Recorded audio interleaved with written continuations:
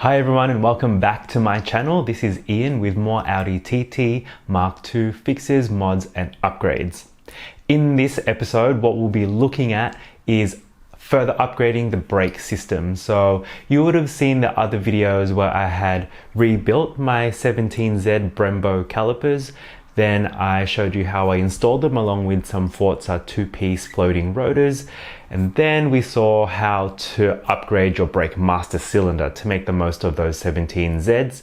In part 4 of that brake upgrade, there was also the installation of some brake ducts, which you add onto the control arms. Finally, I have been waiting for these parts to come from Germany. And that's the final installation, or the final piece of this epic brake upgrade mod, and that's to add some TTRS vented and slotted wheel arch liners. So let's have a look and see what they're all about.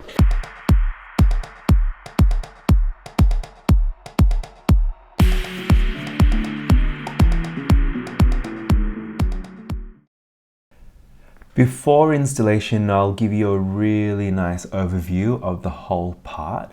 So this is from Germany. The other one I got from the warehouse down here in Australia. You can see those vents there. So typically behind those many slotted vents are going to be secondary radiators. Then underneath you've got these slots and holes, and that's where the original fittings or the clips for the wheel arch liner go, the little metal things that the Torx bits go in. The feature that I was most looking forward to was, you can see that hole at the bottom of the part, and that is actually another duct that hopefully will direct air up into the wheel arch and through to the brake ducts that I have installed onto the control arms, and then direct that flowing air onto the brakes. So here I'm just showing you where that secondary radiator would sit, and that part would be sitting like that on the car as if it were on the table. The surface where that duct is facing to the ground, and flipping it over you can see that the air will be channeled up through that tapered hole and shooting straight towards the brakes. Now I'm really hoping that this gives a positive effect to the whole braking system. It is the final part to the epic big brake upgrade for my car, so hopefully this rounds it off nicely. So I'll give you a little bit more information on the part numbers and everything as well, and I'll flash them up onto the screen, but we'll just have a last spin around of the item here now. So just flipping it around here so you guys can see exactly what the part is. It's one piece, and I'll flick the part numbers on the screen now as well for you guys that really do want to source them.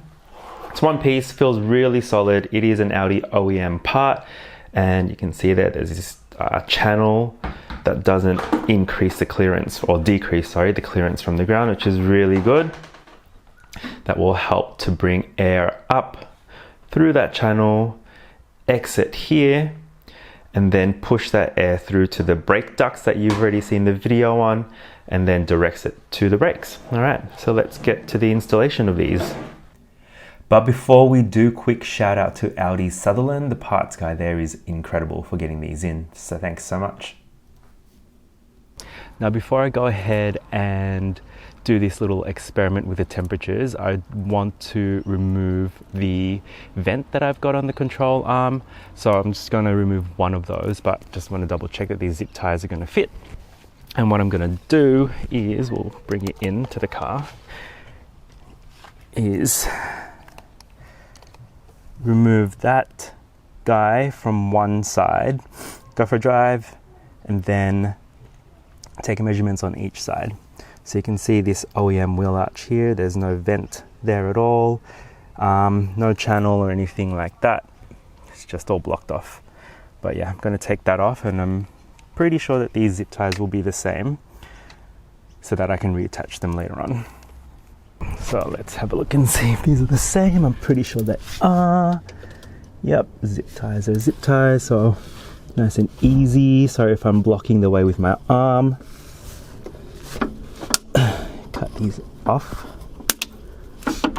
So that one side has the channel or the duct and the other side doesn't. We'll see what differences it makes with and without the ducts.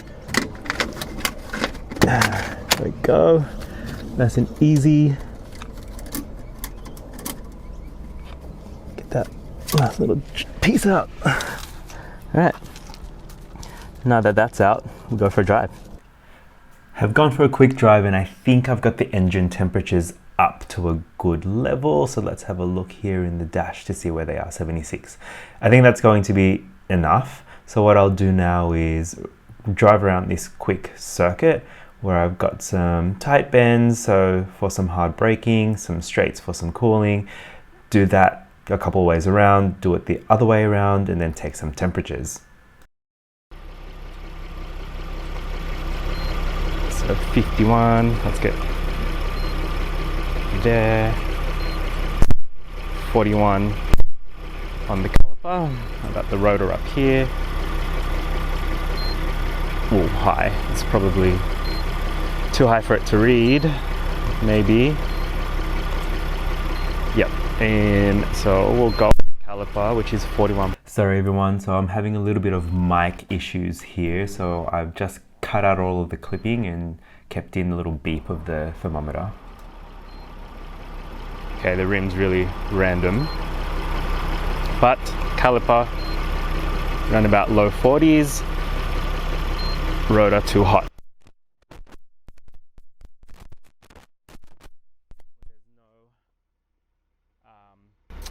Vent at all, or the duct is taken off.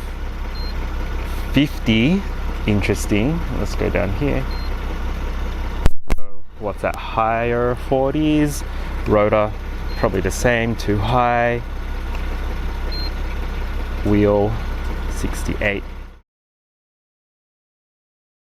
Let's go to the caliper again, 45. So funny thing, on the track day, you can see that there's a little melted bit there. So that is the brake pad wear sensor, which is meant to be plugged in the caliper somewhere, but you can clearly see it did get melted.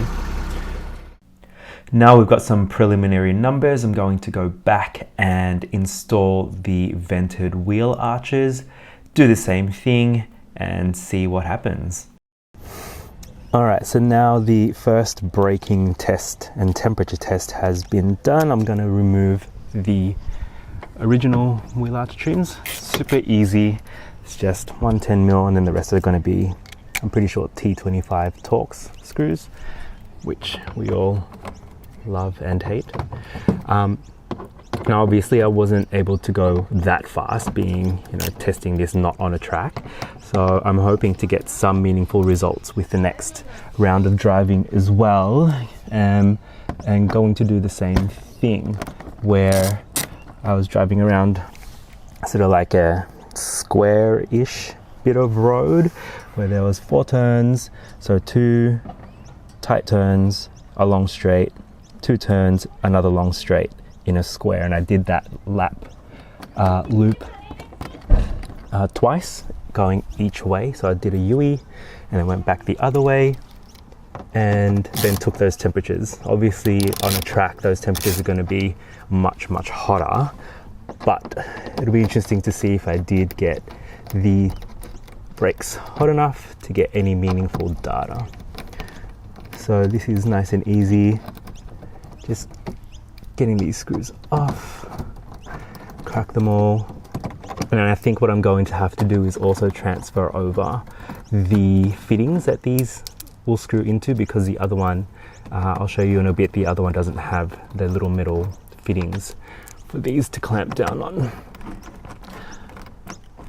Okay, so there's one under here as well, which I forgot about.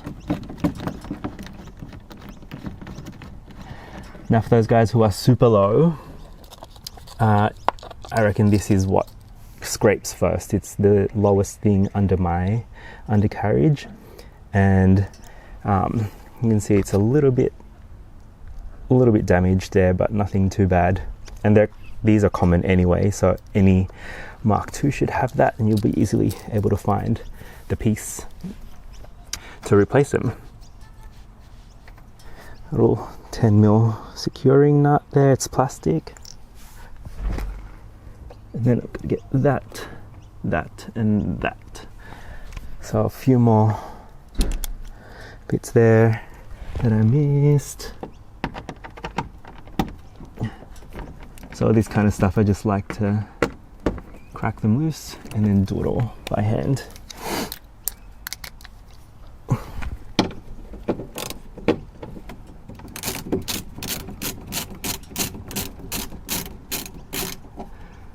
Now I've had one of the guys on the TT groups also ask, what is the fitment like?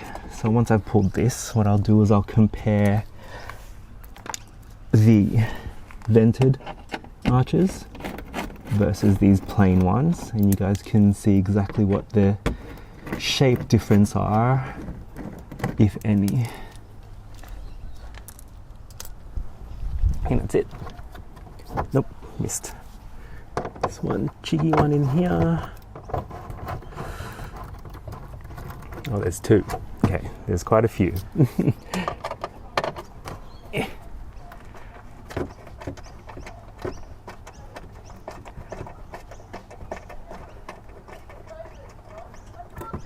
Whoops, let's not lose that, because that's gonna puncture a tire if that gets lost. So, removal is pretty straightforward.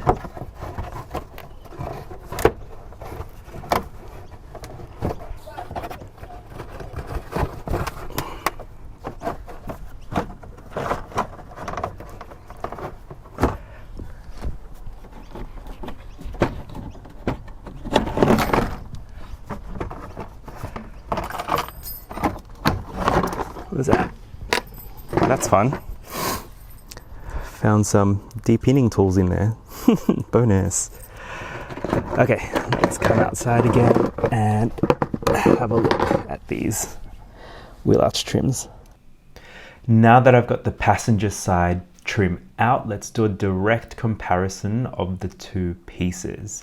So on the left is the OEM one, on the right obviously the vented and slotted one. There are many similarities here, and these are the little clips that I was talking about where the Torx screws fit into that I've just got to transfer over. So I'll do them one by one. Here's that little fitting hole that you can see is busted on my original one that attaches at the top of the trim. Now just stacking them up side to side, or sorry, on top of each other, you can see that a lot of the holes align, which is a good thing. So for the fitment, I don't think it's really going to be any issue. You can see everything pretty much lines up where those little metal pieces are, where the Torx bits will go into. And looking at it from above, or a different angle, sorry, we can see again that a lot of the fitting holes align. Now I can definitely see that there's this notch here on the TTRS one that isn't on the original one, and I think that's one fitting that's going to be different. So we'll see how that goes when I mount these up into the wheel arches. Other than that, this corner looks pretty much the same, and everything else looks very similar as well.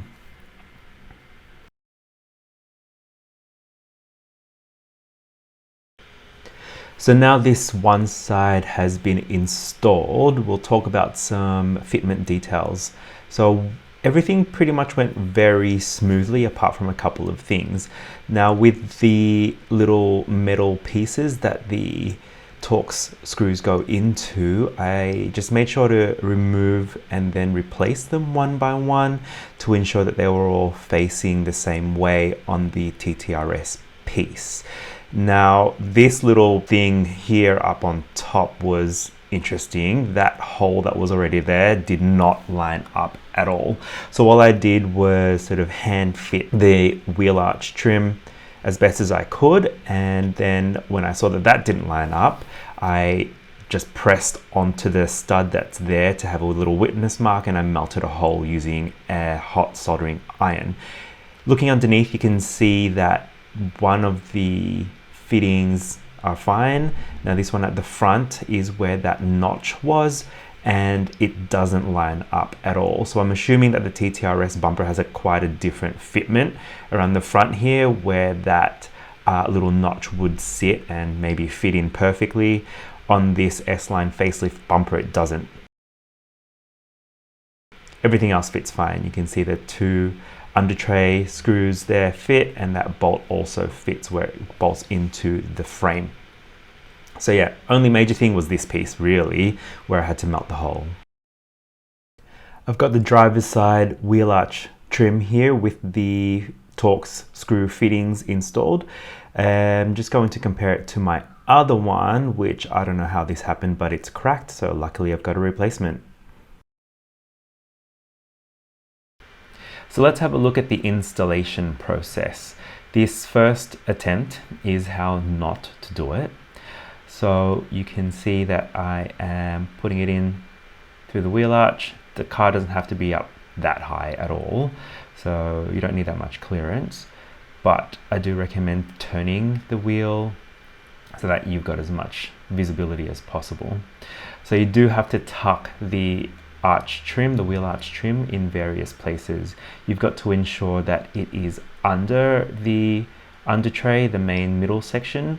Then you've got to also make sure that it is tucked in underneath the felt up the top, and also tucked in at the front of the bumper, which I didn't do here. So now I've got to pull it all out again and install it the correct way.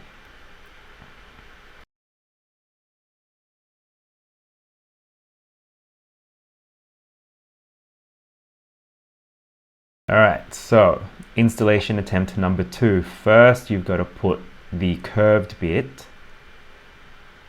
in and under the front corner of the bumper. And then that's when you want to tuck the under tray section where it bolts onto the under brace frame. And this is where you want to make sure that the two Torx screws line up, as well as where that bolt would go in, the 10mm bolt.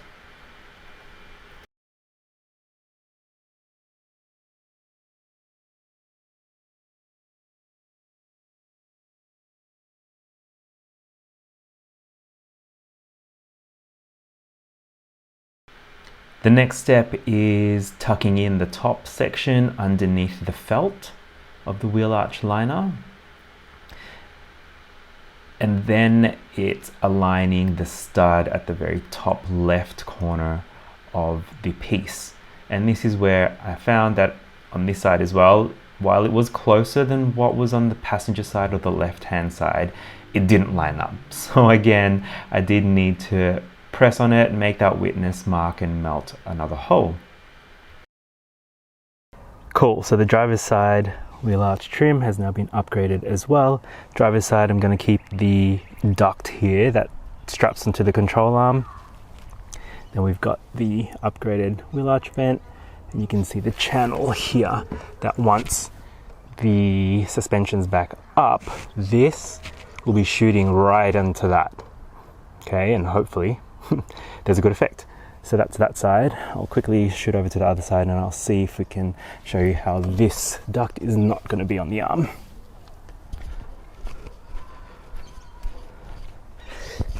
Whoops, hold on. Got the wheel the wrong way.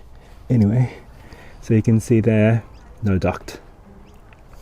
But duct is there. Or the vented arch is there, sorry. Alright, so I've done the same little circuit now, so let's take some temperature readings. So that's 49, let's do the rotor, it's probably going to say hi, yep. Wheel, 55. Caliper, 41, 38, 56. This is the side that has the vent and also the duct on the control arm. Got it. Again, sorry everyone, I'm having mic issues. If you have a good suggestion for a lavalier mic, let me know. 45, 44, 46, 41. What am I measuring there? Why is it so off? 63 at the wheel, 42, 40, it's probably going to say high, yep. At the hub, 50, so 40 at the caliper on this side without the vent and the duct combination. This side, 39, 40. So very similar, I guess, but I haven't really done a proper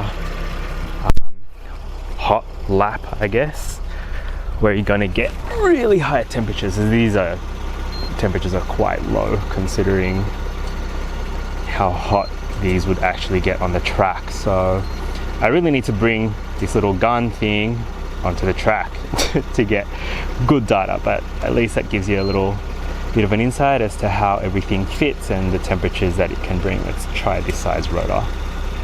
Hi. So that's it, guys. That's the installation video for the TTRS wheel arches, along with using the vents that attach onto the control arms. So unfortunately, I really don't think I got the brakes hot enough to get significant data, and I believe that will come out when using the car on the track, where you've got a lot more airflow, a lot more stress on the brake components, a lot more heat going through them, whereas, you know, I was definitely still able to touch those calipers at those temperatures where everything kind of seemed like very, very similar. So I'll definitely try and remember to bring the heat gun again for the next track day, and hopefully someone else with a TT, nudge, nudge, wink, wink, those people who are close by to me, you know who you are, can come to the next track day and we can get some numbers, or significant numbers down, especially when those high heat temperatures are present in the brakes. In the meantime, thanks again for watching. Be sure to like and subscribe for more Audi TT Mk2 mods, fixes and upgrades. For now, we'll see you next time.